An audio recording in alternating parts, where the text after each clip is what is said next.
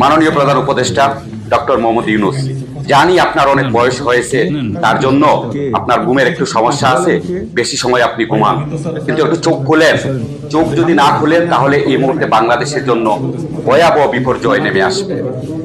আসিফ নজরুল এবং সেনাপ্রধান ওয়াকারুজ্জামান ভারতে পালিয়ে যাওয়ার আগেই গ্রেপ্তার করুন।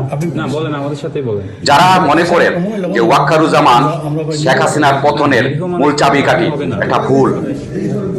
কোনদিনই সেনাপ্রধান ওয়াকারুজ্জামান শেখ হাসিনার বিরুদ্ধে যেতেন না। তিনি শেখ হাসিনা লবণ খেয়েছেন, তিনি কোনো অবস্থায় শেখ হাসিনার সাথে নিমক হারামি করতে পারেন এটি কেউ বিশ্বাস করবেন না।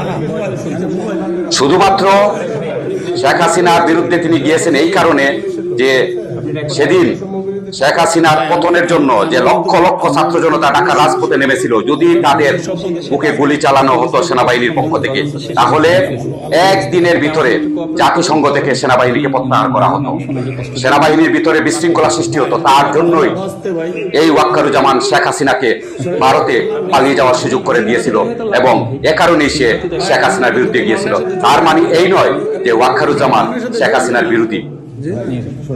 মাননীয় উপদেষ্টা, সতর্ক হয়ে যান।